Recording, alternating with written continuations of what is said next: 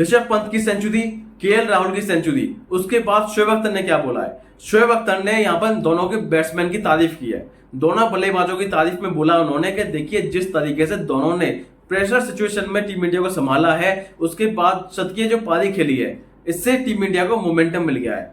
अब team India 5वें दिन हारेगी नहीं।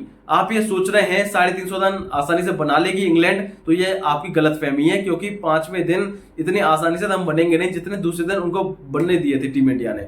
टीम इंडिया ने काफी खराब गेंदबाजी कराई, खराब फील्डिंग की, इसलिए उन्होंने 465 रन बोर्ड पर लगा दिए। लेकिन आपको ये नहीं भूलना चाहिए, टीम इंडिया जो है इस बार गलती नहीं करेगी। जायसवाल हर बार कैच नहीं छोड़ेंगे, रविंद्र जडेजा हर बार पॉइंट पर कैच नहीं छोड़ेंगे, ये भी आपको ध्यान रखना होगा। इसलिए ऐसा लगता है कि शायद ये मुकाबला जो है टीम इंडिया के हाथ में आ चुका है, इंग्लैंड इस मैच से आउट हो चुकी है, ऐसा मुझे लगता है। या शोएब अख्तर को ऐसा लगता है कि इंग्लैंड जो है इस मैच से बाहर हो चुकी है।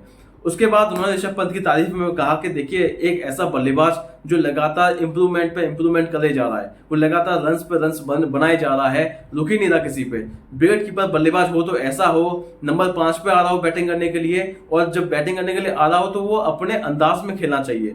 जब अपने अंदाज में खेलता है वो तो बैटिंग देखने में मजा आता है। और जिस तरीके से ऋषभ पंत ने जो पारी खेली है, पहले शुरुआत में अटैकिंग बल्लेबाजी करी, उसके बाद थोड़ा टाइम लिया क्योंकि अपने आप से बातें करी उसने और अपने आप को संभाला। उसके बाद यहाँ पर जिस तरीके से काउंटर अटैकिंग पारी खेली लंच के बाद, तो ऐसा लगा कि शायद वो सोच कर आए थे कि मुझे किस तरीके से खेलना है, कैसे डोमिनेट करना है। तो ये एक अच्छे खिलाड़ी की खास बात होती है कि वो अपने आप से बात भी कर लेता है, अपने आप को संभाल भी लेता है और फिर सम्मान देता है गेंदबाज को। उसके बाद वो गेंदबाज को धज्जियां उड़ा देता है। तो ये ऋषभ पंत से हमको सीखने को मिला होगा। जो बल्लेबाज जो लगातार क्रिकेट में आने के लिए प्रैक्टिस कर रहे हैं, तो वो यहाँ पर ऋषभ पंत से सीख सकते हैं। जो युवा बच्चे हैं वो सीख सकते हैं ऋषभ पंत से कि कैसे अपने आप से बात की जाती है जब आप इस तरीके से सिचुएशन में फंस गए हो। तो ये बोला ऋषभ पंत के बारे में शोएब अख्तर ने। उसके बाद केएल राहुल के बारे में उन्होंने बोला है कि देखिए इतना सेंसिबल बैट्समैन टीम इंडिया को जो मिला है, मुझे लगता है कि बहुत बड़ी बात है यहाँ पे कि केएल राहुल ने जो पारी खेली है, इस पारी के बारे में ज्यादा बातें नहीं होंगी क्योंकि अग्रेसिव बैटिंग नहीं थी इनकी। लेकिन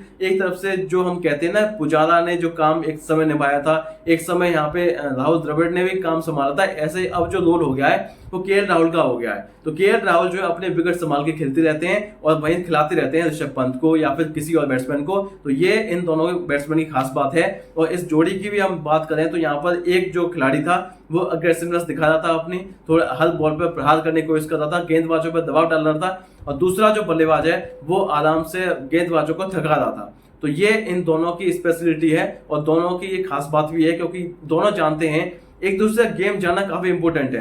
अगर आप एक दूसरे का गेम जानते हैं तो फिर ये थोड़ी आसानी हो जाती है रनिंग बिटवीन द विकेट्स में भी, और कहीं ना कहीं इस डिसीजन लेने में कि हमको छोड़नी है बॉल या फिर शॉट खेलना है। तो ये काफी डिफरेंस पैदा हो गया है। तो ये बोला है यहाँ शोएब अख्तर ने, यानी दोनों की तारीफ की है और ये बड़ी बात है। मैं आपको बता दूं, शोएब अख्तर आमतौर पे क्या करते हैं कि जिस तरीके से यहाँ पर टीम इंडिया खेलती है उस हिसाब से बोलते हैं, लेकिन आज उन्होंने जो बातें करी हैं मुझे लगता है कि शायद जो उन्होंने ऋषभ पंत के बारे में बात बोली है, क्योंकि जानते हैं अग्रेसिव बैटर है, लेकिन माइंडसेट उनका क्लियर है कि देखिए जब अग्रेसिवनेस ज्यादा दिखाई देती है तो वो अपने आप से बात करना भी जानते हैं।